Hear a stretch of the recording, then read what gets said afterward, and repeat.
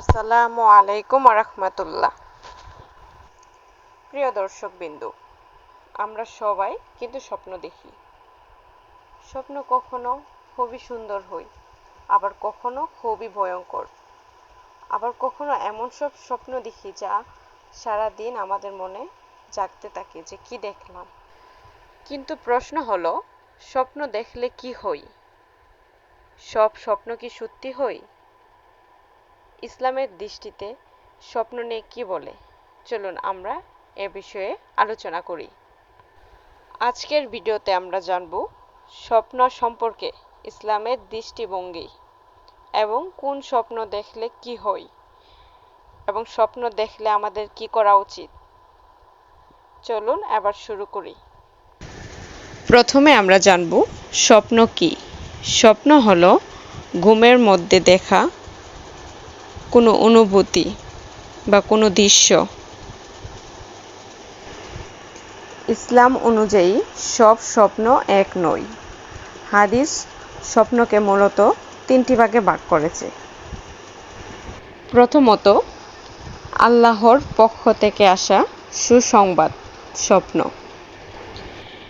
এ ধরনের স্বপ্ন মানুষের জন্য সুসংবাদ বা সতর্ক বার্তা বা আল্লাহর পক্ষ থেকে কোনো ভালো সংবাদ নিয়ে আসতে পারে। ভালো ও শান্তিময় স্বপ্ন দেখে একজন মুমিন খুবই আনন্দিত হতে পারে এবং এর জন্য আল্লাহ তাআলার কাছে শুকরিয়া আদায় করতে পারেন। দ্বিতীয়ত, শয়তানের পক্ষ থেকে ভয় দেখানোর স্বপ্ন। কখনো কখনো আমরা দুঃস্বপ্ন দেখি, যেমন ভয়, দুর্ঘটনা, মৃত্যু বা আতঙ্কের দৃশ্য। এইসব স্বপ্নের মাধ্যমে শয়তান মানুষকে দুঃখ দিতে চায়, ভয় দেখাতে চায়, কষ্ট দিতে চায়। এইসব স্বপ্ন দেখলে আমরা কি করব? বাম দিকে হালকা তুতুর মতো করে 3 বার ফু দিবেন। আউযু বিল্লাহি মিনাশ শাইতানির রাজিম পড়ুন এবং আল্লাহ তাআলার কাছে সাহায্য চান। কারো কাছে সেই দুঃস্বপ্ন নিয়ে কাউকে জানাবেন না বা বুঝাবেন না। পারলে অন্য পাশ ফিরে ঘুমিয়ে যাবেন এবং 2 রাকাত নফল নামাজ আদায় করবেন।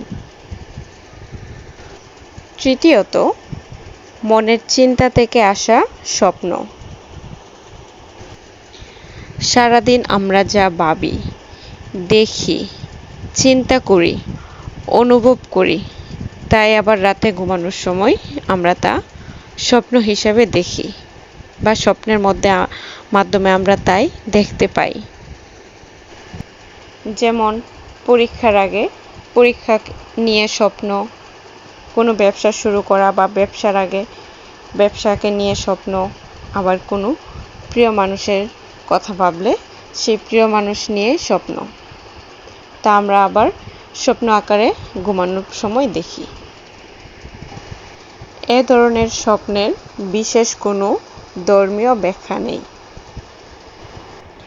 এখন আমরা জানব সব স্বপ্ন কি সত্যি হয়? না, সব স্বপ্ন সত্যি হয় না। কিছু মানুষ মনে করেন যে স্বপ্নে দেখেছি তা অবশ্যই ঘটবে। এ ধরনের ধারণা ঠিক নয়।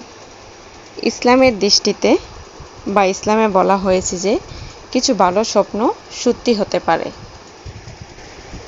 কিন্তু অধিকাংশ স্বপ্নেরই কোনো ভবিষ্যদ্বাণীমূলক কোনো শর্ত থাকে না বা কোনো ভবিষ্যদ্বাণীমূলক কোনো কিছু থাকে না যে এমনটা ঘটবে, এই স্বপ্নের জন্য এরকমটা হবে, এরকম কোনো ভবিষ্যদ্বাণী নেই স্বপ্নের মাধ্যমে।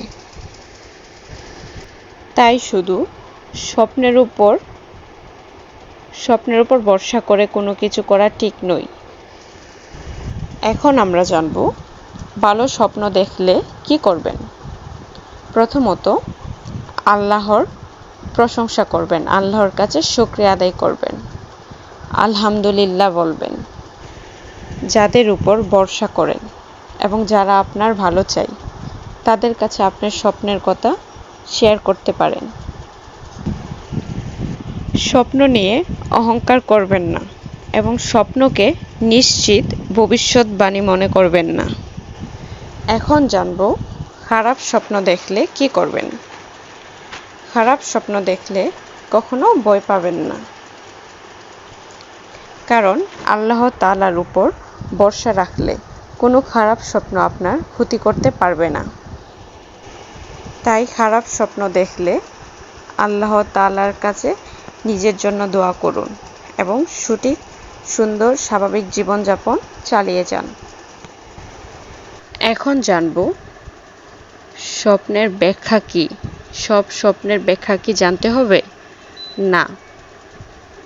আজকাল অনেকেই সামাজিক যোগাযোগ মাধ্যম বা অন্য কারো কাছ থেকে স্বপ্নের ব্যাখ্যা জানতে চায়, কিন্তু ইসলামে এমন ব্যক্তির কাছ থেকে স্বপ্নের ব্যাখ্যা জানতে বলা হয়েছে যিনি জ্ঞানী, দিনদার ও এ বিষয়ে দক্ষ। ভুল ব্যাখ্যা অনেক সময় মানুষকে দুশ্চিন্তায় ফেলতে পারে, তাই এমন একজন ব্যক্তির কাছ থেকে জানতে হবে যিনি জ্ঞানী এবং এ বিষয়ে জানেন। এখন আমরা জানব স্বপ্ন নিয়ে কিছু ভুল ধারণা। অনেকের মধ্যে কিছু কুসংস্কার প্রচলিত আছে, যেমন ভোরের স্বপ্ন সত্যি হয়, আরও যেমন অমুক প্রাণী দেখলে এরকম ঘটনা ঘটবে, আবার সংখ্যা দেখলে ধন সম্পদ বৃদ্ধি পাবে। এরকম স্বপ্নের কোনো ইসলামিক ভিত্তি নেই, বা এরকম স্বপ্ন দেখলে যে কোনো ব্যাখ্যার জন্য এরকমটা হবে তা ইসলামে বলা হয়নি। একজন মুমিন ব্যক্তির উচিত আল্লাহর উপর ভরসা রাখা, স্বপ্নের উপর নয়। এখন জানব আমাদের করণীয় কি। আমাদের করণীয় হলো 5 ওয়াক্ত নামাজ নিয়মিত আদায় করা, ঘুমানোর আগে ওযু করে ঘুমানো, আয়াতুল কুরসি ও ঘুমানোর দোয়া পড়ে ঘুমানো, সূরা নাস, সূরা ফালাক, সূরা ইখলাস পড়ে শরীরে ফু দেওয়া এবং আল্লাহর উপর ভরসা করে ঘুমানো।